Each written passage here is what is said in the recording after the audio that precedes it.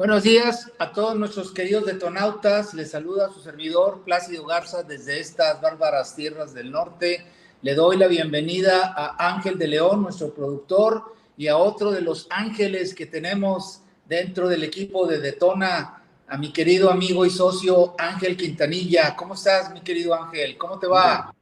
Muy bien, Plácido. Muy buenos días. Un saludo al auditorio. Bien, Ángel es un periodista de los más prestigiados que tenemos en México. Él vive en Monterrey, bueno, vive en otra parte, pero su base está en Monterrey. Y tiene una columna de lunes a viernes que se llama Monitor Político, que tiene un prestigio alto. Cada día que pasa se acrecenta ese nivel de prestigio. Le siguen muchos líderes de opinión, incluyendo a su servidor. Yo tengo el honor de escribir ahí en esa prestigiada sección que para muchos es como el clipping de las noticias del día.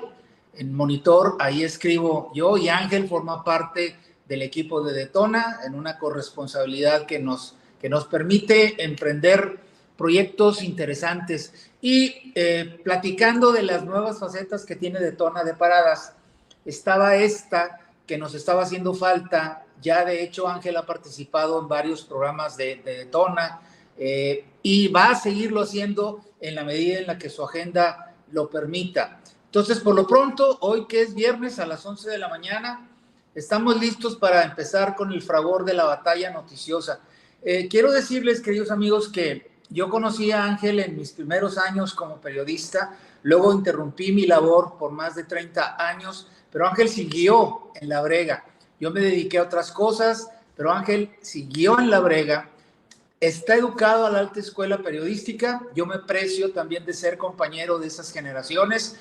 Entonces, queridos amigos, están ustedes ante un periodista de a veras, que es Ángel Quintanilla, y a uno que quiere ser de a veras, como su servidor Plácido Garza. Nos está saludando y le devolvemos el saludo también y le pedimos que corra la voz, porque fíjate, Ángel, a partir del próximo lunes, estas transmisiones que estamos haciendo por YouTube las vamos a empezar a hacer en simultáneo también por TikTok, gracias a que logramos un número de suscriptores que TikTok establece para que se puedan hacer lives de alta duración. Tú debes de saber, Ángel, que los posts que la gente sube a TikTok pues, se miden por segundos, y de hecho ese es uno de los grandes éxitos que tiene esa plataforma, porque como que a la gente cada día le cuesta más trabajo concentrarse en eventos que tengan mayores duraciones a los 20 segundos, como que se nos está constriñendo el tiempo. Y bueno, dentro de esa plataforma de TikTok, aunque tú lo debes de saber, existe una alternativa que muy pocos medios estamos utilizando. Ahora ya me doy el lujo de decir que somos de los pocos medios que estamos utilizando esta herramienta de comunicación, que son los lives de alta duración. Por ejemplo, todos los programas de Detona duran aproximadamente una hora. Ahora vamos a transmitirlo también simultáneamente en YouTube y en la plataforma de TikTok. Luego se van a desprender los famosos shorts que se establecen como parte del programa maestro, como si fuera una nodriza, que van a durar segundos. Pero sí es muy importante compartir con nuestros queridos detonautas que es un logro que hemos alcanzado gracias a que cubrimos con todos los requisitos, que son muchos requisitos los que establece la plataforma de TikTok para podernos aceptar, que a partir del próximo lunes ya vamos a poder establecer una dualidad de transmisión, no solamente por YouTube, sino también por TikTok. ¿Cómo ves, Ángel, esta nueva faceta de la que tú seguramente vas a formar parte?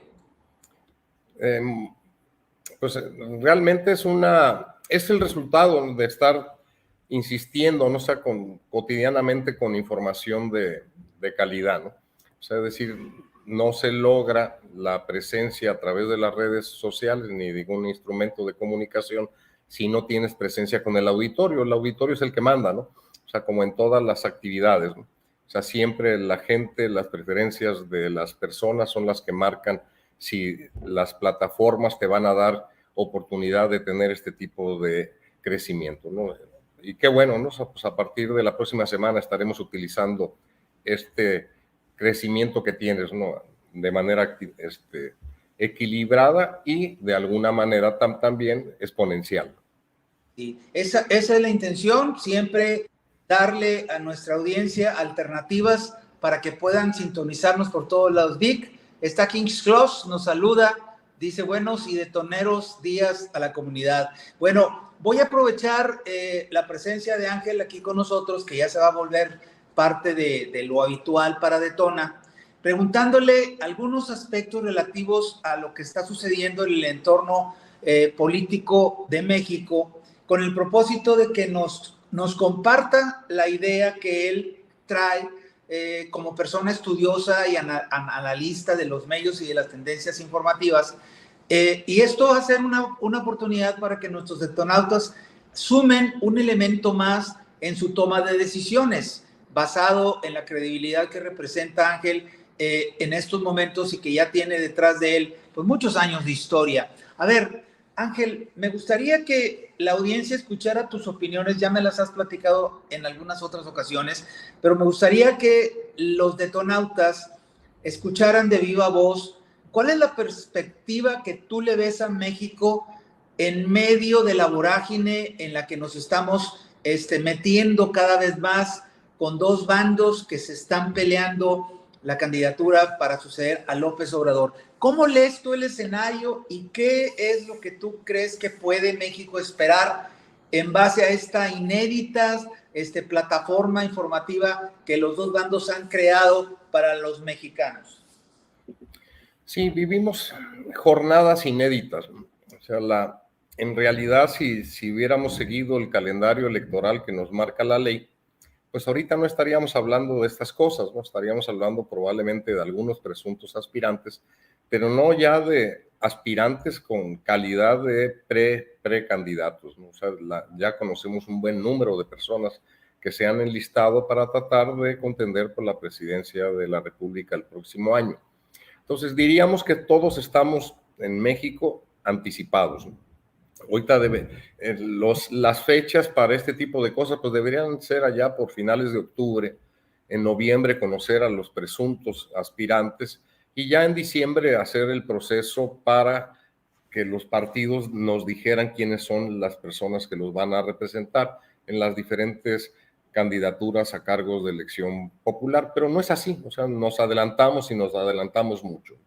Quizá ya no valga la pena, ¿no? Meternos a detener si esto hubiera sido bueno o malo, ¿no? Si realmente estamos haciendo campañas que le causan daño a la ley electoral, que por cierto habrá que pensar en base a estas experiencias en modificarla, ¿no? Para que sea más de acuerdo a la democracia al estilo mexicano. Y cuando digo esto es porque ahorita ya podemos presumir que hay candidatos de oposición que de alguna manera entre ellos mismos se han venido quitando de en medio, ¿no? O sea, ahorita ya desde hace rato sabíamos que pudieran ser algunas personas de los partidos, básicamente del PRI, del PAN y del PRD, que son los partidos que conforman el Frente Amplio Opositor. Entonces, algunos de ellos sí han venido quitándose de en medio, ¿no? A estas alturas, previo a la forma de selección, que por cierto está un tanto rara porque se parece mucho a la de Morena, ¿no? O sea, es decir, la de tratar primero de establecer los nombres de las personas que aspiran, luego se les llama coordinadores, ¿no? Vulgarmente, pues por el propio presidente de la República se les dice corcholatas, ¿no? Entonces, a estas personas ya en este momento, a cómo van, pudiéramos hablar de que solamente quedan dos, ¿no? O sea, y que son en las figuras de Marcelo Ebrard y de Claudia Sheinbaum, ¿no? O sea, si viéramos ese aspecto, será la lucha interna entre ellos dos, ¿no? Y por el otro lado, hemos venido teniendo sorpresas impresionantes, ¿no? La misma gente nos dará la razón de que hace escasamente 2 meses y medio, no se podía concebir a la senadora del PAN, Xóchitl Gálvez, como una seria aspirante a la presidencia de la República, quizá fue el propio presidente de la República quien la puso en el ojo de la información, ¿no? En el ojo del huracán.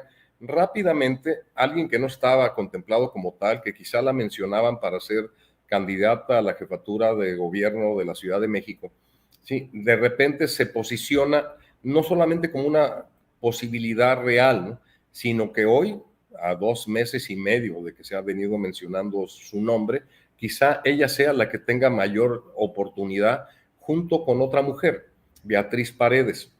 Y Beatriz Paredes, sí, que también hace escasamente un mes, si bien estaba su nombre, ¿no? En el listado, pues pocos, ¿no? Incluyendo las encuestas públicas y privadas, le daban oportunidad de ser una persona que pudiera competir con fortaleza, ¿no?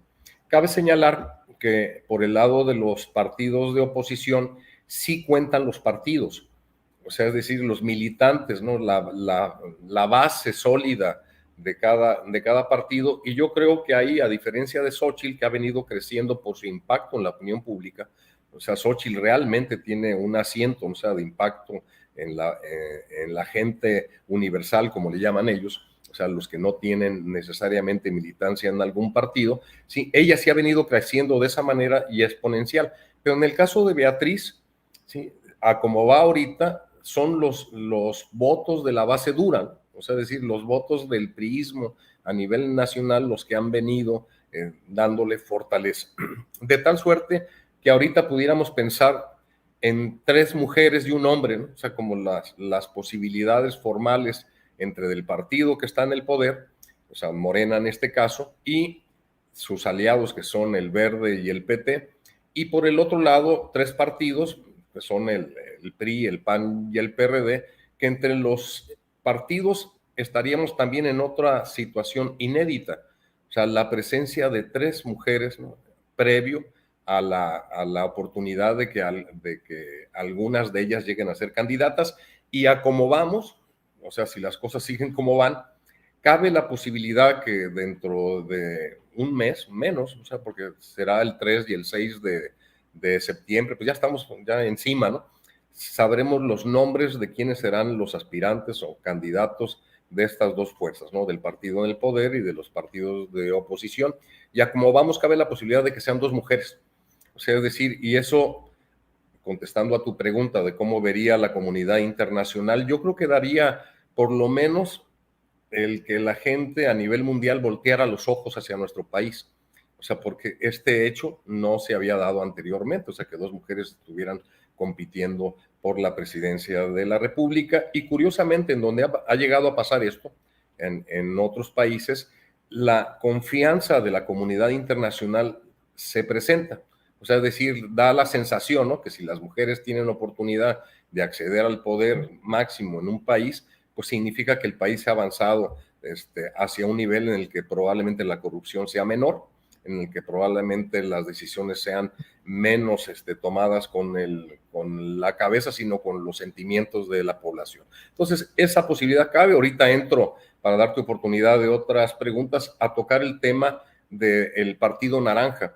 O sea, porque cabe la posibilidad de que haya también otro contendiente, ¿no? O sea, de manera individual.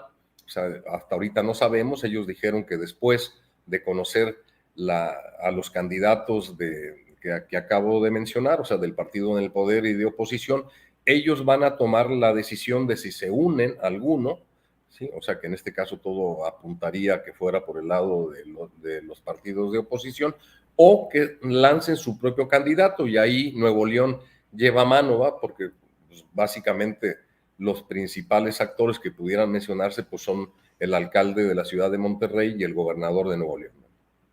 Bien, ahora, acabas de tocar el tema de Dante Delgado y del Movimiento Ciudadano, y tú le estás dando posibilidades, por lo que estoy escuchándote, a Samuel García y a Luis Donaldo Colosio. Está bien, son 2 cartas, uno tiene marca y el otro tiene no sé qué, pero al final de cuentas están dentro de...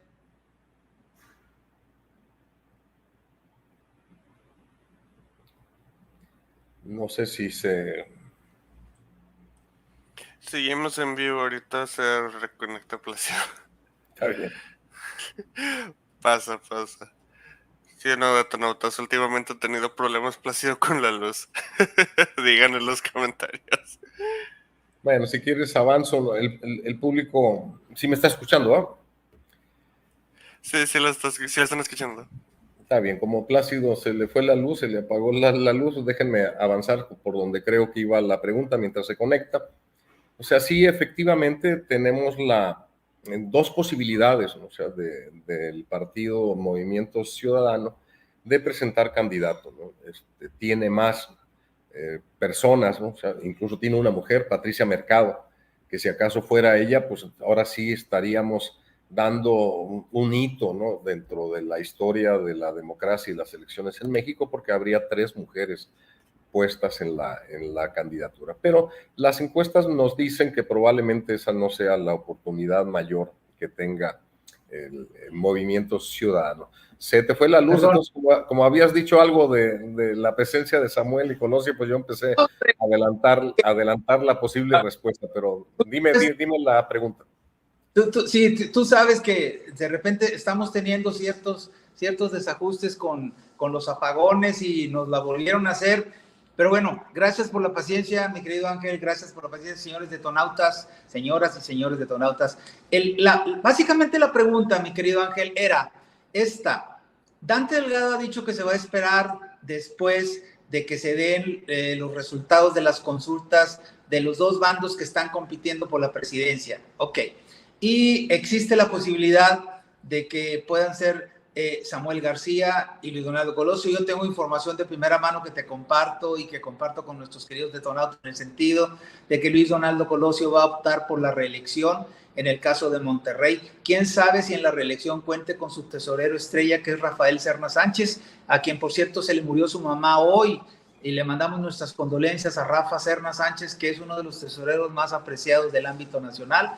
Y pues bueno, el tema es que Luis Donaldo parece dar muestras de que va a buscar la reelección en la alcaldía de Monterrey. Él es muy joven, se puede esperar el 2030. Y de Samuel no hay mucho que decir porque no sabemos ni qué creerle.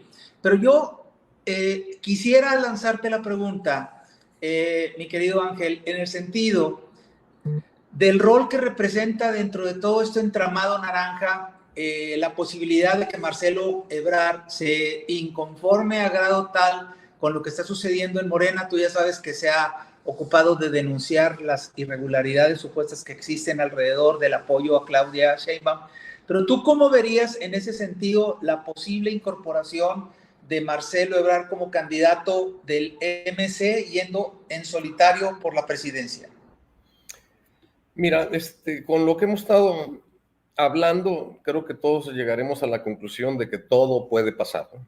O sea, es decir, han venido ocurriendo cosas que por eso les llamamos inéditas, o sea, no habían pasado antes. Ahorita, en el siguiente comentario, o sea, trataré de abordar un poco la amenaza de que se repita otro 1994, o sea, ahorita explicaré por qué. Pero regresando al tema de movimientos ciudadanos, Dante Delgado, si fuera el director general de una empresa o el gerente de operaciones de una empresa, pues estaría haciendo lo que le corresponde a un dirigente de partido. O sea, los números indican que en las pasadas elecciones intermedias, el Partido Naranja alcanzó un 17% de la elección total a nivel nacional. Sí, y esto uno pudiera decir, bueno, ¿es mucho o es poco? Bueno, el promedio es que antes de eso andaban entre 6 y 11%. O sea, es decir, no tenía el suficiente porcentaje ese partido como para ser competitivo en una elección presidencial o para ganar, digamos, todos los asientos o escaños en la Cámara de Diputados o en el Senado, o ni para ganar la mayoría de los cargos de elección popular en alcaldías o gubernaturas.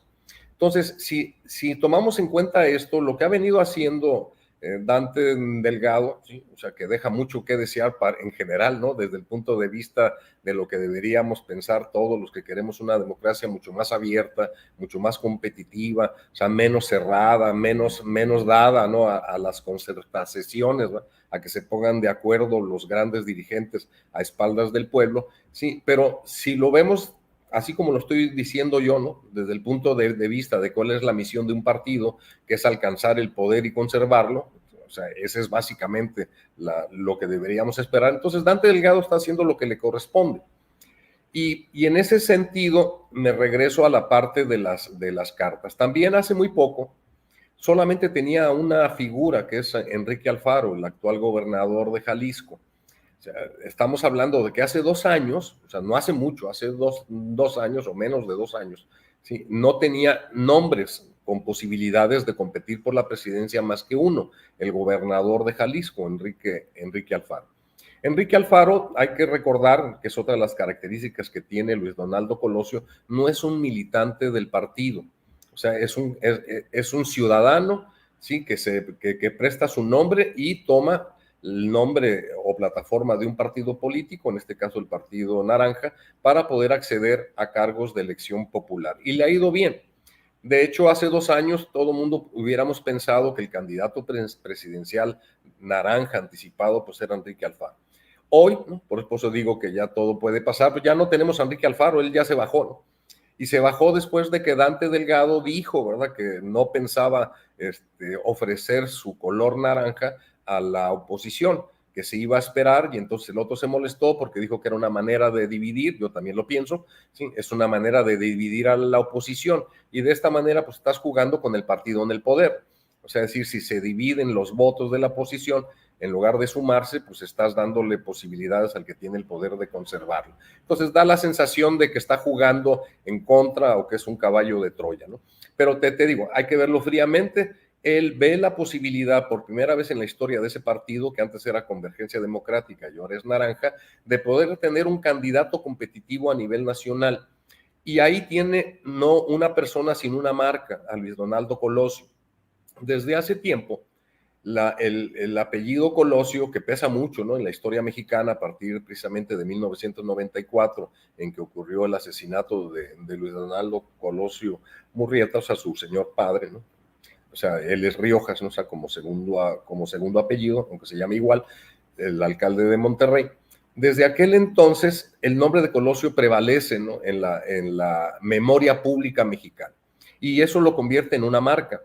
Tan es así que cuando se mencionaban los primeros nombres de los llamados corcholatas, ¿sí?, él aparecía como una figura competitiva, muy por encima, ¿sí?, de cualquier otro en este momento, para poder competir por la presidencia de la República. Nosotros sabemos o creemos saber que Luis Donaldo efectivamente él siente que no es su momento, ¿no? O sea, que no es la oportunidad actual. Pero si lo vieras tú como a alguien que está dentro de un partido, ¿sí?, si fueras Dante Delgado, a lo mejor dirías, pues a lo mejor no es tu momento, pero es mi mejor oportunidad de ganar mercado.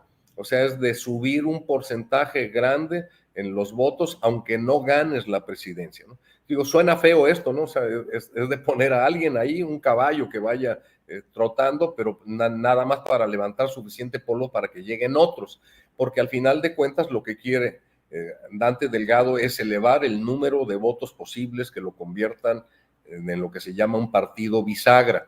O sea, es decir, tener la oportunidad de ser el fiel de la balanza en la toma de decisiones para cambios constitucionales, para lo que sea, ¿no? Entonces, eso es algo relevante. Entonces, Colosio sigue siendo vivo. O sea, independientemente de lo que tú sabes y yo sé, o sea, de que probablemente si le preguntaras, él diría que no es el momento, ¿no?, para irse como candidato presidencial, y que por tanto a lo mejor sí opta por reelegirse como alcalde, ¿no?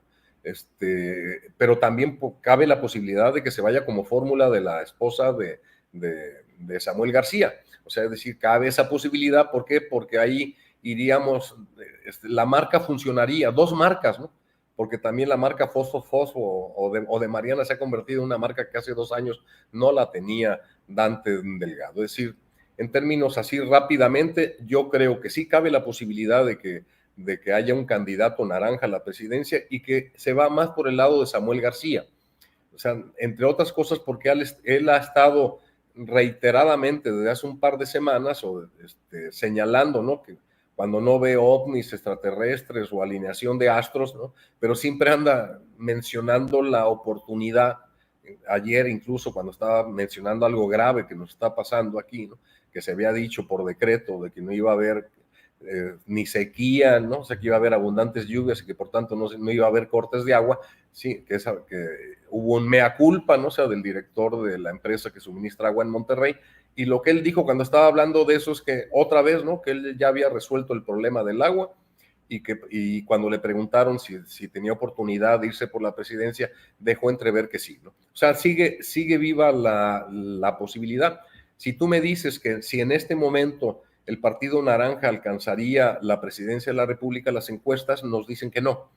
O sea, es decir, no tendría oportunidad, sí, en este momento, pero como vuelvo a insistir, como todo puede pasar, pues de aquí a que se abra la elección, que es hasta el próximo año, o sea, es hasta el principio de enero, ¿no? Cuando tendremos oportunidad de ahora sí, las precampañas, ¿no? Pues, autorizadas, quizá ya tengamos números diferentes y a lo mejor estamos hablando de cosas diferentes, ¿no? Entonces, ahorita quizá haya que meditar más si los mexicanos, sí, estamos dispuestos a aceptar que 2 mujeres sean las que estén a la cabeza para competir por la presidencia de México. Y yo creo que tu alusión de que si los mexicanos estamos preparados para que una mujer sea la presidenta de México, viene mucho en función de ese hálito que yo más bien veo que es ese tufo machista que prevalece todavía en muchos segmentos de la sociedad. Bueno, ahí habría que darle una consulta al ámbito ciudadano y al parecer, independientemente de que el país esté listo para una presidenta, yo también creo que va a estar entre 2 mujeres. Yo en mi artículo de hoy hablé de las mantis religiosas. Hice sí, una medio irreverente, porque realmente la mantis religiosa es un insecto muy particular, varias características que se pueden analogar con lo que está pasando en el ámbito político. Les invito a que lo lean en mi columna de hoy. Ayer también hablé de las mantis, pero independientemente de eso, si en un momento determinado el voto previo, fíjate que yo le llamo voto previo a toda esta parafernalia que hay atrás de las elecciones de veras, el voto previo, ese es mi artículo de hoy, y ahí van a perdonar ustedes la portada que mi equipo detona, con la cual ilustró mi artículo. A ver, bájalo tantito, mi querido Ángel, para que vean. Ahí están las 2 mantis a las que yo les veo posibilidades para llegar a la parte final de la lucha por la presidencia. Y luego vienen las características relacionadas con las mantis. Se van a entretener, pero dentro de ese ámbito, Ángel, independientemente de todo, lo que va a ocurrir, según mi percepción, es que finalmente se va a enfrentar una mujer a la otra. Ya si la ciudadanía o el país están preparados para una mujer, pues eso ya es marginal, porque yo creo, sinceramente creo, que vamos a ser gobernados por una mujer como presidenta de México. Ahora, aquí viene el otro dato fino relacionado con el rol del movimiento ciudadano. A mí me ocupa mucho en mis razonamientos, Ángel, me ocupa mucho el rol de Dante Delgado en este asunto, por los antecedentes que tenemos quienes somos estudiosos del ámbito político de este personaje. Yo coincido contigo en que si el movimiento ciudadano se lanza a ir solo, que yo creo que es lo que va a suceder, difícilmente se va a aliar o con uno o con otro. Yo más bien creo que se van a lanzar solos. Ese candidato va a tener que jugar al sacrificio personal en aras de que el movimiento ciudadano escale el porcentaje que lo ponga arriba del que logró en las intermedias, y que entonces el movimiento ciudadano ya sea considerado como un partido dentro de la élite de los que mangonean el ambiente político en México.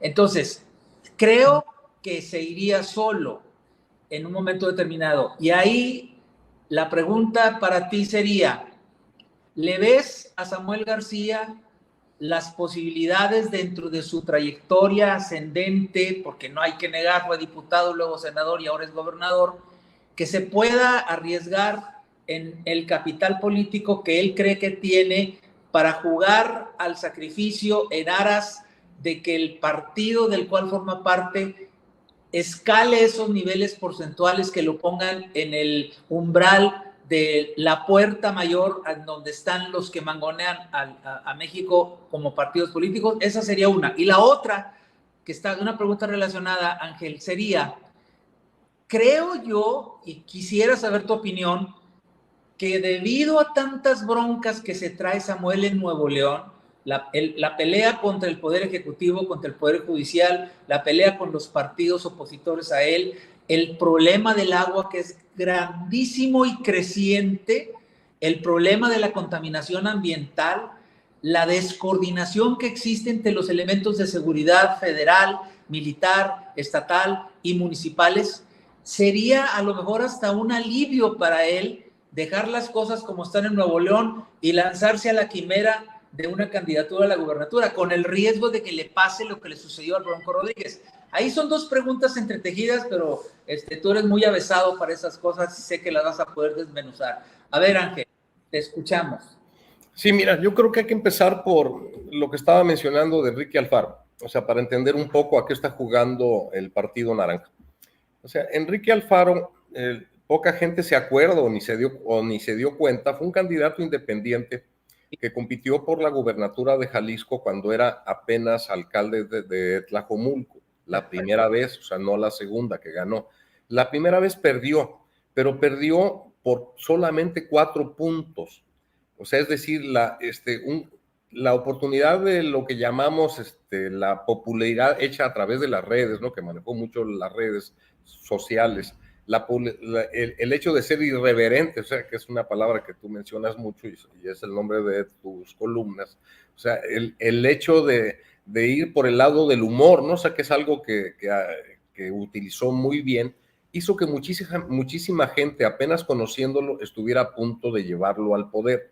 Casi nadie nos dimos cuenta, o sea, de este asunto, pero él solo, ¿sí? Para resumir, ya que fue alcalde de Guadalajara, ya que fue gobernador de Jalisco, él solo impulsó más de 60 diputados federales al Congreso pintados de naranja. O sea, es decir, la fuerza de alguien, ¿no? O sea, probablemente sin ganar, sí te puede meter un número importante, o sea, que no los tenía Convergencia ni por equivocación, y que por eso te digo que se sacó la lotería Dante Delgado, ¿no? O sea, es decir, se saca la lotería con alguien como Alfaro, ¿no? Que logra meter con la fuerza local, o sea, de lo que se haga, ¿no? Con el voto local, meter a un chorro de personas, un chorro de candidatos, un chorro de diputados y senadores. De hecho, quizá no pudiéramos hablar de Dante Delgado como senador de representación proporcional si no hubiera pasado esto. O sea, es decir, se requiere de una masa de votos importantes. Ahí dejo esta parte porque es el caso de lo que ahora estamos hablando de Nuevo León. O sea, allá estamos hablando de Jalisco, del Bajío, ¿no? O sea, de lo que pudo impulsar desde ahí, pero no había crecido hacia ninguna otra parte hasta que no llegan el Partido Naranja a quedarse con la gubernatura de Nuevo León y con la alcaldía de Monterrey. Entonces, se ha venido haciendo un esfuerzo importante digamos que a la malagueña, ¿no? O sea, si bien gana Samuel García con amplitud la gubernatura y gana la alcaldía Colosio con amplitud, ¿sí? La de Monterrey, la verdad es que no logran meter diputados locales al Congreso. ¿Por qué? Porque la gente hizo lo que se llama el voto de castigo o el voto diferenciado. O sea, lo que la gente decía, ya estoy hasta el copete del partido en el poder, ¿no? O sea, en este caso independiente que salió malo, ¿no? O sea, que en el caso de Jaime Rodríguez, ya estoy hasta el copete con el partido anterior, ¿no? O sea, que era el PRI, ya estoy hasta el copete con el otro partido anterior, que es el PAN, pues déjame buscar una opción nueva y entonces opta por la opción de los naranjas. Y le va bien, pero no alcanza a meter prácticamente a nadie directo al Congreso. Sin embargo, a 2 años están a punto de romperle la mitad, ¿no? Al Congreso, porque varios diputados del PRI, del PAN, de Verde, etcétera, se han estado cambiando para pintarse de naranja.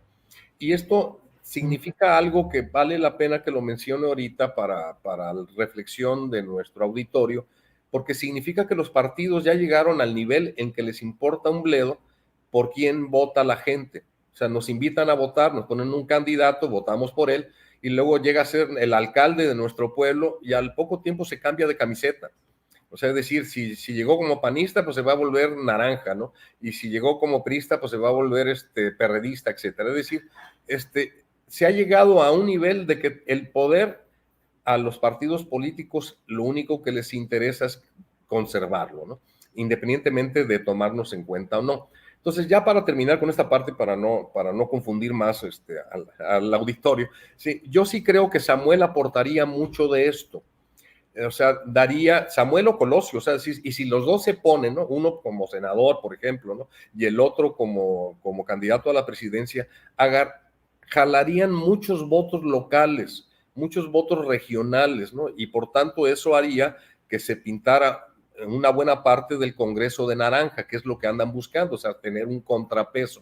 O sea, al final de cuentas, todos los que están impulsando la oposición al partido en el poder, en caso de perderla, o sea que obvio no andan buscando eso, no, o sea, buscarían ganarlo, y yo creo que tienen posibilidades, pero en caso de perder, por lo menos tener el equilibrio, ¿verdad? O sea, que el partido en el poder no tenga la mayoría absoluta en el Congreso. Y para esto ayudaría mucho el Partido Naranja. Me regreso a una parte rápidamente que tú mencionaste. En el caso de Jaime, que tenía un bono político superior al de Samuel, o sea, es decir, llegó con mucha mayor aprobación, ¿no? O sea, de la que llegó Samuel como gobernador, cometió el error, ¿sí? De que probablemente también cometa Samuel, de decirle a la gente mentiras, o sea, decirle yo por ninguna razón, ¿sí? Denme por muerto, si acaso ustedes creen que me voy a lanzar a otro cargo de elección popular, y traicionó esa verdad, ¿no? Entonces, ese costo, sí, ese precio, o sea, le costó todo a Jaime, ¿no? Cuando perdió la elección presidencial y regresó, ya nadie lo quería como gobernador. Entonces, entre otras cosas, porque el que sí llegó a la presidencia, Andrés Manuel López Obrador, pues sí lo castigó a él y nos castigó a los de Nuevo León, ¿no? O sea, cortó la llave del presupuesto público y prácticamente no hubo nada. Tan es así que, por ejemplo, una de las obras insignias de este gobierno, que es la presa Libertad, pues la arrancó, ¿no? Y la pudo haber terminado Jaime, pero no lo pudo hacer porque le quitó el dinero del presupuesto el gobierno federal. Entonces, ese pudiera ser un altísimo costo. Pero Samuel, si recordamos, 3 meses antes de la elección para gobernador, estaba en último lugar de 4 candidatos. O sea, es decir, no estaba en primer lugar. Y en menos de 2 meses remontó y ganó la gubernatura. Entonces, es muy probable que eso sea algo que traiga en la cabeza el gobernador, que crea que si ya la pudo una vez, pues la puede otra vez, ¿verdad? O sea, si, pues no importa en qué lugar empiece, a lo mejor sí puedo ganar. Eso pues nos puede ocasionar un daño terrible tanto a él como a todos los gobernados, ¿no? Si acaso no lo alcanza. Y la segunda cosa es que yo sí creo que hay un planteamiento estratégico para terminar antes de este año las obras insignias. Estoy refiriéndome al segundo ducto de la presa El Cuchillo, ¿sí? Que hasta ahorita no ha tocado ni con el pétalo de una rosa al presidente, ¿no? Por eso la gente se asombra, pues no era cuando era diputado y senador, no era uno de los mayores críticos de Andrés Manuel, y ahora resulta que le pone casa, ¿no? Y cada vez que llega, pues sale una alfombra roja y en fin, o sea, pero él mismo ha dicho, o sea, públicamente, no en privado, Samuel ha dicho que estaría loco o estarían locos los que piensen que él se va a pelear con el presidente antes de que termine de dar el dinero para las obras que le faltan, ¿no? Y están poniendo como fecha máxima octubre y noviembre, sobre todo a las obras hidráulicas, las que están puestas para darle alivio, ¿no? A la sequía y a la falta de agua a la ciudad. Si esto lo logra, que hay mucha gente que no lo está tomando en cuenta, ¿no? O sea, si logra esto, o sea, que le den el dinero, que tenga todo, a lo mejor ya se puede volver en contra de su amigo, ¿no? De su amigo ahora, el presidente, y lanzarse como opositor.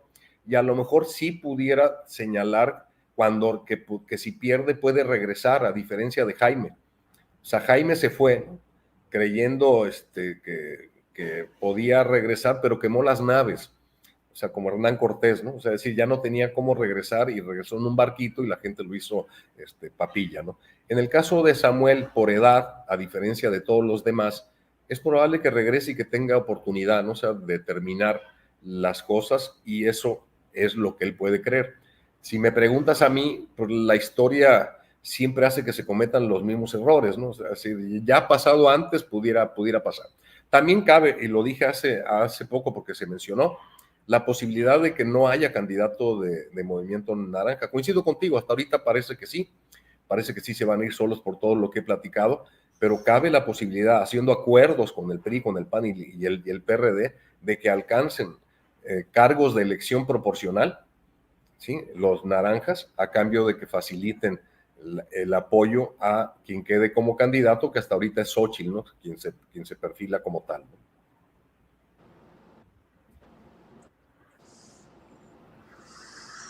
Te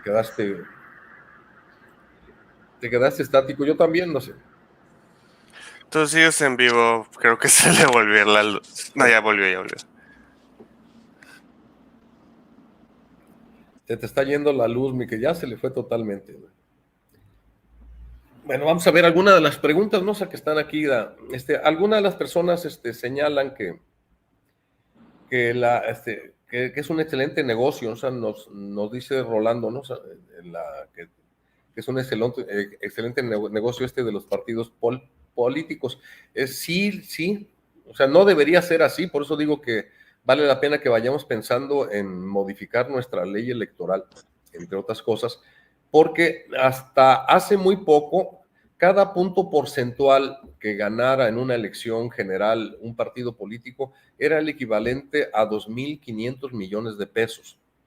O sea, esto significa que un partido minoritario, ¿no? O sea, que para tener el registro deba tener, digamos, 3% del total de la votación general en un país, ¿sí? Estamos hablando de que tendrían nada más por ese 3%, 7.500 millones de pesos de dinero público que sale del bolsillo de todos nosotros para mantenerse. Entonces, muchos de los partidos pequeños, satélites, se conforman con tener este dinero porque son familias, ¿no? O sea, es un grupo de personas, pues, que se han puesto a hacer un negocio político, les ha ido muy bien, o sea, y es muchísimo dinero. O sea, quizá no valga la pena ya seguir manteniendo este dinero público a estos partidos que se convierten en rémoras de los grandes, y en último los casos, en un país con tantas carencias, pues ese dinero se podría bien ir a otras causas, ¿no?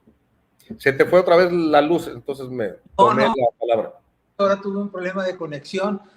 Total, en medio de tantas variaciones de voltaje aquí, por más reguladores que uno le ponga, pues se paga el costo. Pero te estaba escuchando, no aparecía mi imagen, pero sí te estaba escuchando. El último punto relacionado con eso, antes de darle voz dice Plácido, ya es un contrato legal con la...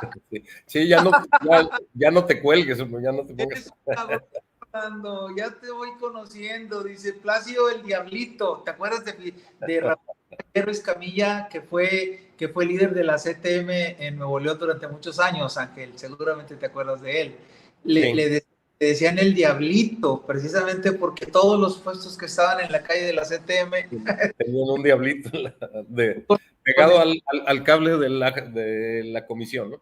Oye, y había un montón de electrocutados ahí por el estilo, pero bueno, dice Rolando dice lo que debería hacer es quitar el financiamiento a los partidos políticos.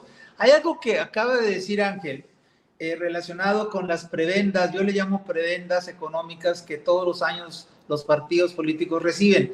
Fíjate, Ángel, el próximo año, según los datos que me llegaron a mí directamente del INE, gane o pierda la alianza opositora, el PRD, que es el partido más débil de los tres que están compitiendo en esa alianza, va a recibir 437 millones de pesos, gane o pierda. Así es. Y ese dinero, obviamente, imagínate lo que va a recibir el PAN, el PRI, lo que va a recibir Morena, pues eso hace que se presente un fenómeno muy fácil de explicar.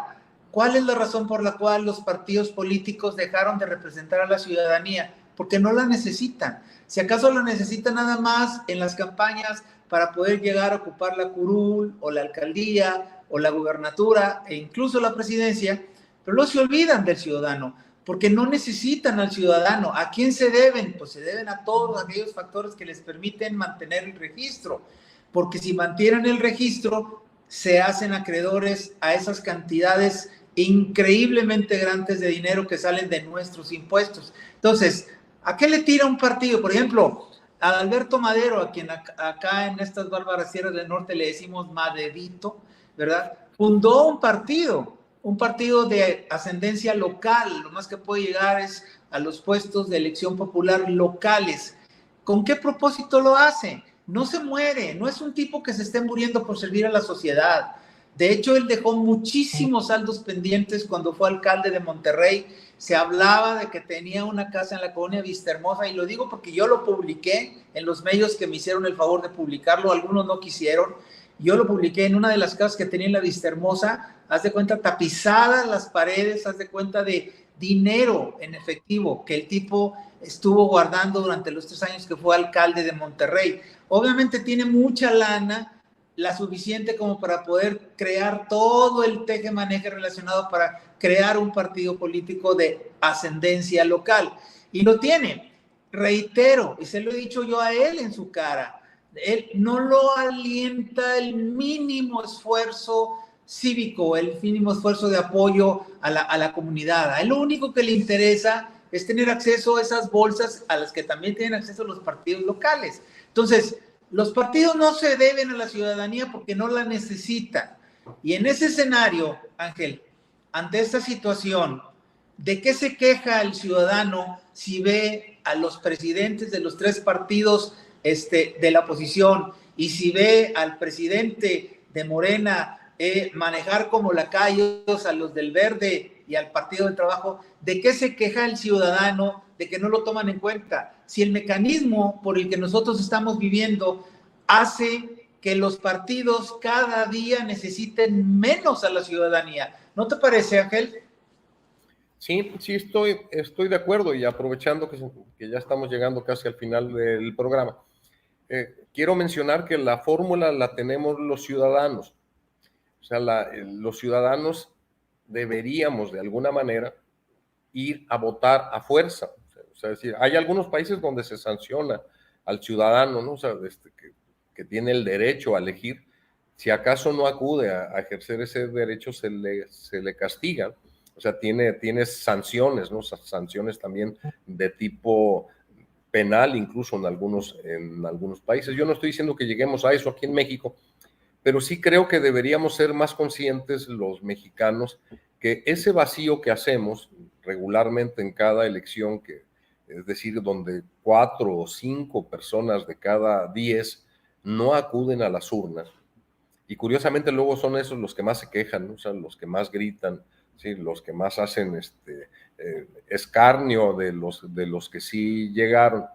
Entonces, vale la pena que tomemos en cuenta que ya no importa por quién votemos. O sea, cuando somos demasiados los que acudimos a las urnas, yo digo en mitad broma, mitad serio, que no seremos machos, pero somos muchos, ¿no? O sea, de alguna manera les quitamos esta posibilidad a los que tienen y detentan el poder político en México, que regularmente están asociados al poder económico. O sea, porque también nos asustamos aquí de los datos públicos, no sé qué tanto del dinero de los impuestos va a dar a los partidos políticos, pero es evidente que también hay dinero privado, o sea, de personajes con intereses a lo mejor legítimos, ¿no? De alcanzar a hacer obras o lo que sea, ¿sí? O de obtener prebendas como para sus empresas, pero que no deben ser a través de la elección popular. O sea, es decir, no deben meter dinero privado, ¿sí? Para que alcance alguien el poder y luego, teniendo el poder, pues se lo regrese, ¿no? A ese que le financió, que fue su patrocinador, pues a través de obras que le cuestan de todos modos a la gente, ¿no? Entonces, este tipo de cosas nos deben llevar a pensar que si no vamos todos a votar, le estamos dejando a casi la mitad de la población el derecho a elegir por nosotros. Y alguien dice, pues no, pues si fuimos casi la mitad, ahí la llevamos. No, porque como está dividido el voto, o sea, voy a dar un par de datos, ¿no? O sea, uno de ellos es el de Vicente Fox. O sea, Vicente Fox representaba el 17% de los votos de los mexicanos. O sea, 17% de los mexicanos fueron los que eligieron a Fox.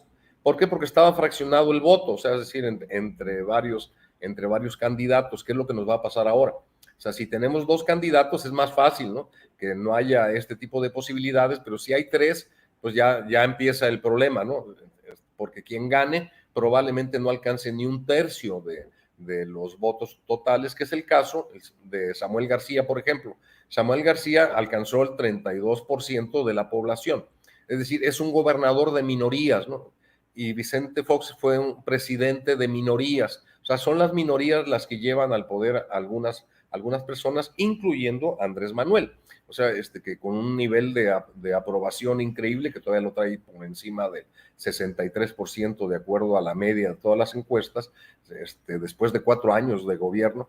Alguien dice, oye, pero es que yo lo critico todos los días. Pues sí, eres parte del 40% de la población, ¿verdad? O sea, es decir, son muchos. O sea, 4 de cada 10 no quieren al presidente. Pues sí, nada más que él tiene mayoría.